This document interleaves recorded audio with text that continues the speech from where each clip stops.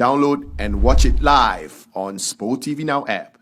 Racing began here on the historic streets of Monaco, and the World Premier Electric Racing Series has been here since 2015. For the first time ever, it's a double header in Monte Carlo, and 24 hours ago we saw Oliver Rowland taking his third temperature. Welcome to the Monaco E-Prix. My name is Tom Brooks, alongside me Karun Chandok and David Coulthard here to guide you through the action. DC, we absolutely love this place, and as ever, the atmosphere on the grid this afternoon was fantastic. Yeah, there was visibly less people on the grid because I guess some of them wanted to stay within the comfort of the Emotion Club. But that said, the sort of sense of anticipation, the uncertainty, and this is a difficult enough racetrack in the dry when we see these attack modes that, you know, you can help deploy wonderfully when you're during the race. In the wet, we feel it might actually even be more powerful. It will be. We get overtaking around here because the cars are small enough that we get fantastic wheel-to-wheel, side-by-side action here. You got iconic corners, Tabac, swimming pools, Saint Devote, and also the perilous challenges of having the painted lines, pedestrian crossings, bicycle lanes, all of these things, which in these damp conditions are going to be a real challenge.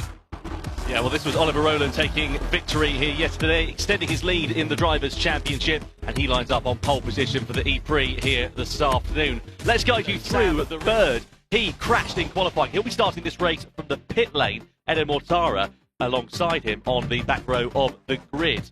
Next up is Nico Muller and Robin Freund. Muller missed out on the podium due to a pit boost problem yesterday, but assisted his teammate to a podium finish. Next up, you've got David Beckman and Mitch Evans in the Jaguar TCS Racing. That's his worst starting position since Sao Paulo. Barnard was denied a dual spot after the problems in qualifying for his teammates, and as such he is right down the order. Then it's Nick Cassidy and Jake Hughes a little bit further up. Cassidy not made a duels so far in season 11.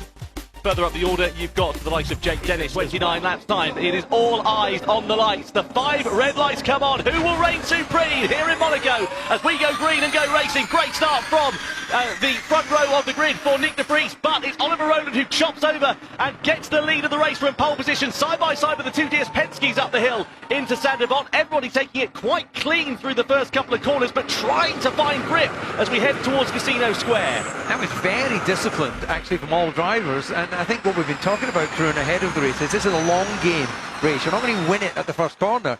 And I think it was actually, look, you accepted where you went off the line through the first corner, because we know that if you go damage your car there, then it's a long afternoon. Yeah, but it's kicking off here. Look at this round the outside. That is former world champion Jake Dennis having a look at Pascal Wehrlein. They've got a lot of history, those two. And Jake Hughes now alongside Nick Cassidy as well. Yeah, look at this, the hairpin. This was going to Constantine up over to make it through. One of the loaders on the inside. That's De Grassi right over the curb on the inside of his teammate. You can see them fishtailing out of the corner as they try to find some grip on this constantly evolving racetrack. Right.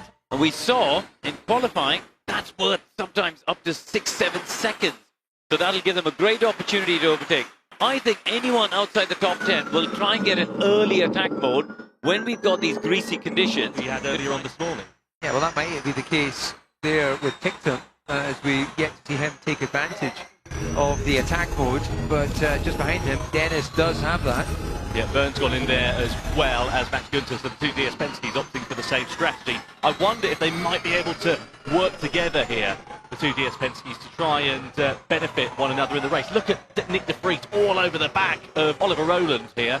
Yeah, the game of working together, it tends to be around energy efficiency, but let's remember, in a wet race, that's not so much of a problem. You know, at the moment, they're lapping the 150. Yeah, I think he must have done what we've seen so many others do a little run down Saint Devote and then turn around and rejoin. I'm sure we'll get a replay of that, but he's up and running, and he's got attack mode to try and bring himself back onto the tail of Barnard. Have a look at what's happened here with Jake Hughes further down the order. This is for about 14th, 15th place. He clattered into the back of Beckman, and that's why Beckman ran on down at the first corner. Thankfully, managed to get on. But Rowland's absolutely in the pound seat here because he's held them off. He's not taken attack mode, and yet he's in second place, having held off, people like Gunther who are in attack mode and now out of it. So that's very, very good driving from Oliver Rowland. Wehrlein has been a victim of all of the attack mode, courtesy of Nick de Vries. He's now pulling alongside and indeed ahead of Gunther for third position. Down in towards the first corner we go. We begin lap 7. De Vries, the only driver inside the top 5 that is currently in active attack mode. And now we get our first look at the energy in this race. This is the first time for the other team. Formulae, Lucas de Grassi looks to be out of the E-Prix. That's a shame for Lola Yamaha App. They have had a shocker of a weekend here in the Principality, and it comes to an unsatisfactory conclusion, at least on one side of the garage. Everyone, this is race control speaking. We go full course yellow in 3, 2, 1. Full course yellow, full course yellow.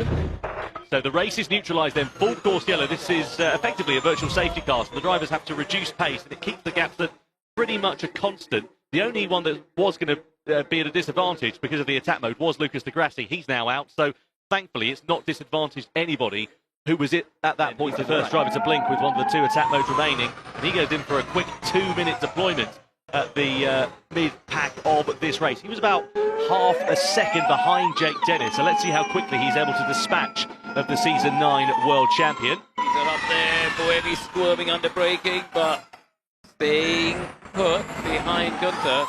But, you know, Van Dorn up in 7th as well. Oh, they've touched! Oh, so close there between the two. They must have made contact coming into back. The closing speed there for Boemi, not enough for him to avoid hitting the back of Max Günther.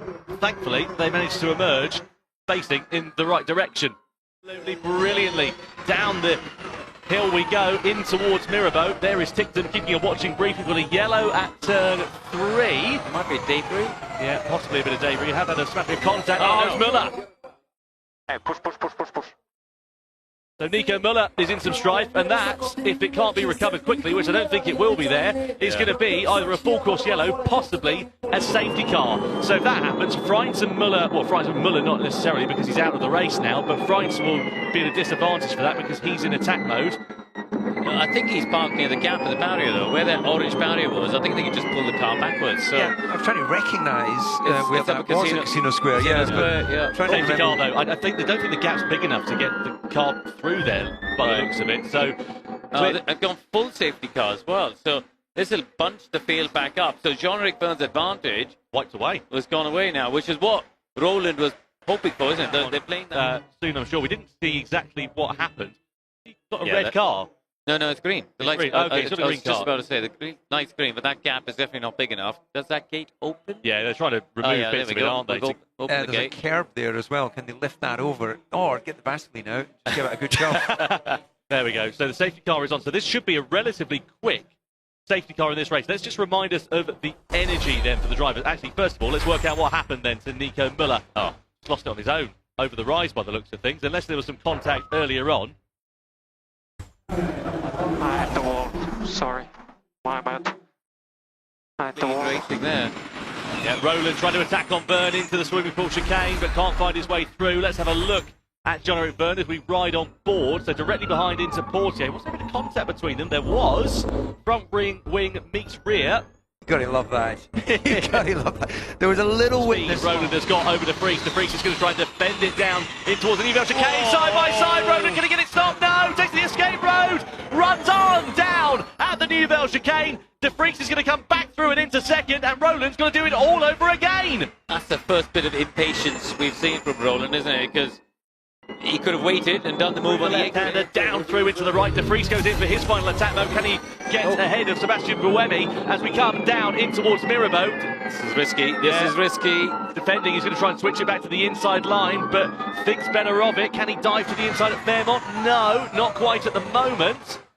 Got enough attack mode. Oh, De Vries there, almost into the back of Buemi as well. So, against Verne, can he make it stick this time to the Nivelle chicane? This is brave, it's bold, it's off onto the escape road and over the curve. There's no room there for Roland to go through side by side, but he was alongside Verne, and now they still run side by side. Here comes Dick De Vries, 2 places in 1 corner, down into Tabac, fantastic, but he runs it wide, he's onto the wall on the outside, and Verne now side by side. You know, he's got what's he got now? 2 seconds over Buemi, but Buemi's just cycling through ahead of Verne. Let's have another look then down to the chicane. So he's in the optimistic position here now. Yeah, and then Jean-Eric's always going to drive it to the apex. I kind of made the corner now. No, you didn't. No. Right, there. He's behind the curve. Yeah. So now he knows he has to try and back out of it. It looks like he's thinking about it. And then as he's doing that, De Vries comes up the inside. So you're right. He didn't actually give the place back. And then De Vries runs wide. So maybe roll the talent and experience that he's got into the first corner, and Buemi with great attraction on the exit of the turn, and now he goes through and into the lead. Sebastian Buemi leads the Monaco E-Prix for Envision. 40 seconds left of attack mode then here as well. He's got to drive the next few corners of trying to do this. Then he needs to catch up onto the back of the top two. Yeah, you got 3 world champions in the top 4 places. Roland, the Envision, who by the way are last in the constructor and the team's championship. They are on course for a victory here. Yeah, he won't quite get another lap of attack, but he'll certainly eat a good second and a bit out of that lead. Well, the last time that Envision won a race was the final weekend of the season in London 2023. As Cassidy's looking for the move on the inside of the Fries down into Mirabeau. There was a gap there. It was aggressive from Cassidy. Roland, though, is catching him. This is going to be an out-and-out scrap with 4 laps now remaining here on the streets of Monte Carlo. Buemi versus Roland for the win. Envision haven't won a race since 2023. Buemi hasn't won a race since 2019. That was back in New York City in Gen 2. So this would be a very welcome return to the top step of the podium for the Swiss. Have activated attack. And what an unexpected set of circumstances this would be for Sebastian Buemi. Certainly, if you'd had a couple of quid on this in the casino, you'd be laughing at the moment. Let's see whether he will be at the end of the race. Let's have a look at the move he made on Oliver Roland out of Portier. He's in attack mode. He's got 4-wheel drive traction. He got the move done on the exit of the corner. Then he managed to dispatch Nick de Vries. That's Sander Vos. Lovely bit of driving there for Sebastian to the tunnel. Meanwhile, 2 laps to go for this man, Sebastian Buemi, separating him from his 3rd win on the streets of Monte Carlo. He won it back in the Gen 1 era of 2015 and also in 2017 when we had this as a buyout. It's been a pretty miserable 18 months in that team, isn't it? Since they won the team's championship in 23. They've had a rough ride, but they've seized it so far. They're braking. Copy, we'll report. Costa not happy there with the champion at the moment. Dennis, though, looking really on the ragged edge of adhesion coming through that swing course chicane as Buemi begins the final lap of racing here in Monte Carlo for 2025. And what a weekend to the end of it will be for the Swiss driver here. Fastest laps coming in as the track continues to improve. It dries out, and this has been an absolute masterclass. There is no leading the way at the beginning of this final lap in commanding style. Yeah, he used his attack modes wisely, didn't he? Gained the track positions, kept it clean. That extra point home for fastest lap then here, but we head into the final sector with Sebastian Buemi, and as a team that have had their back against Chip for the teams back in 2023, it has not gone all their own way. The only highlights really from the season, Buemi's first win since 2019, and the Swiss driver wins on the streets of Monaco. Buemi takes the checkered flag in commanding style from Oliver Roland. Nick Cassidy will come home to take his first podium of the season in 3rd place. Da Costa over the line in 4th position. A fantastic end to the race as well, further down between Bern, Berline, Günther, Dennis and also Van Dorn as they come to take the checkered flag, nose to tail with one another. Time, he won it in 2015, he won it in 2017 and he wins it again in 2025. Karun, let's catch up. Download and watch it live on Sport TV Now app.